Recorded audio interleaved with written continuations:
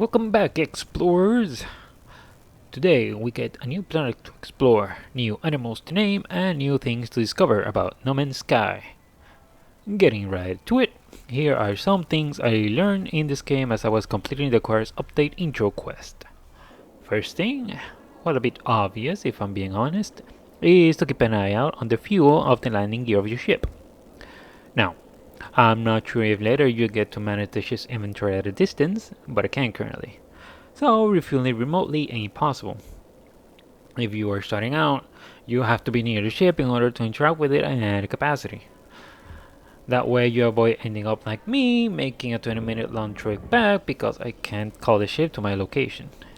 It made me wish that you could find some tech that would at least allow you to teleport to the ship in this type of situation. Something else I learned was that there are some structures that can only be opened once you get the boltcaster tech into your multi-tool. These structures will have a gun icon on their entrances, which indicate that they need to be shot at with the boltcaster so that you may enter. For the moment, what I found is that they provide upgrades to what you can craft from your suit. They seem to work as tech trees that can provide crafting options, with the possibility of more trees becoming available as you progress through the game. Fair warning though, these are usually patrolled by sentinel units, so be ready to run around the area until they settle down as you try to bust open the door. Speaking of sentinels, as you explore a planet you might get lucky and find one of these tower-like structures. This one is called a sentinel pillar, and accessing its terminal yields some pretty interesting options. You can get a weapon, access to whatever logs might be there, but the best part is that it looks like you might be able to shut down all sentinels on the planet. And in this game, shutting down actually means actually self-destruct, since the nearby sentinels simply exploded, leaving behind their loot as well as counting for the accolades. I can't say for 100% certainty if it is all sentinels on the planet, but I later found a structure that had patrolled the sentinel and they later exploded after they finished loading in. The last thing is less something I learned and more of me making an observation, and that is that there might be some level of cohesion through the procedural generation. So far, this system has 3 planets that have generated animals with some traits in common, like the wormeels or the normalish looking birds. If there is any truth to this, it adds a fun little detail to the game, since a player can use those common traits to come up with their own stories for the planets and how the animals came about. This is more apparent on this planet, where there are actually 3 animals that share a very particular trait of being able to walk on 2 legs. And here they are.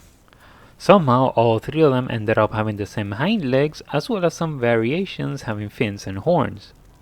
It's a pretty cool find, and that is why it makes me think that there might be some random criteria being followed during the generation of the creatures, and not being completely random. Speaking of which, it's time to introduce them. Meet the green horse, a somewhat unfortunate name for a creature that is mostly the bottom half of a horse.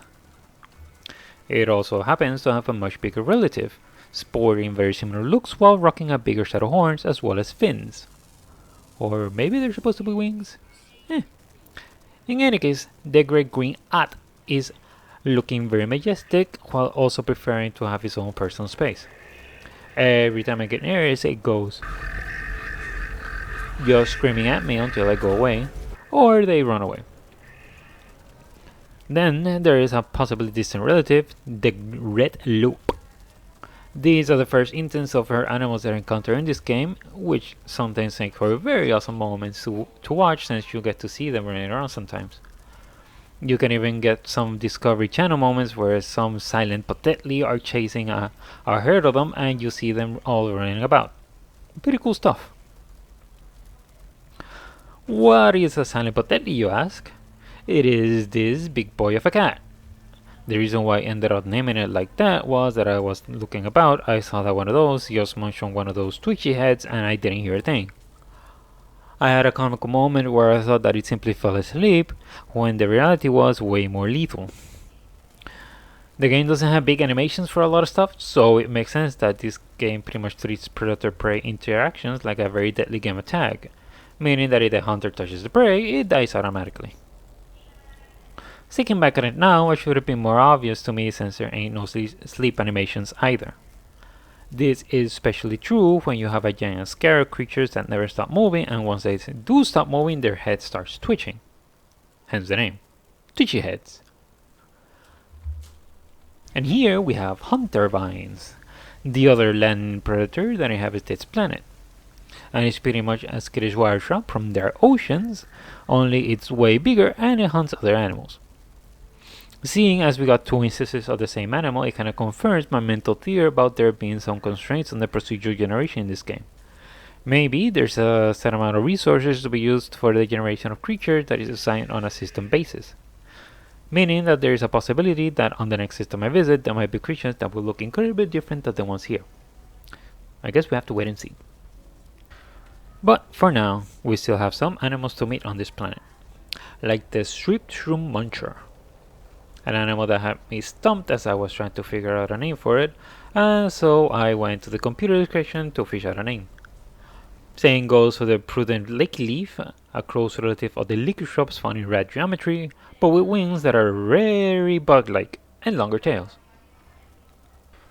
Now that we are done with the land animals, we jump into the corrosive water of this planet, where the last animals to be introduced are located. So I guess this is a good time to warn people that if you ever make your way into these neck of the woods and are kinda annoyed by the constant corrosion on this planet, either build a shelter or escape on the ground, because the water will not provide refuge in that regard.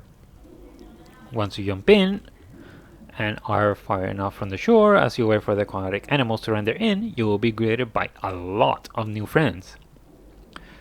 Thankfully, they are harmless, even though they look like a swirling mass of teeth that tries to envelop you and then devour you. They even try to follow you around as you explore the seafloor for pearls and other resources to gather. They are the red and green swarmers, which reminds me a lot of the Creole in Gears of War games. Creatures that swarm about in a similar but way more deadly fashion. They are somewhat accompanied by the Reils, relatives of the other wormules found in the system, only they have a wider head like a stingray, which makes them look kinda majestic in an alien kinda way. And that's the last animal to be presented in Mushroom Kingdom planet. Let's see if I was gonna name it anything else, considering that it's so prevalent on this planet. Although, I'm thinking that maybe I should take it easy with the names related to Nintendo in some way. Gotta avoid the case of Sauron after all. In any case, this has been one of the better looking planets I've visited for now. It has an awesome sky, cool atmosphere, and even beautiful sunsets. And if the view from space is any indication, the last planet on this system to be visited is looking like it will also be a cool place to visit. That will be all for now. If you found some strange creatures, come up with weird names, or arrived at a cool planet, share them down in the comments below. Drop a like if you've enjoyed this video, subscribe to be there for the next planet. Thanks for watching, take care, and see you around.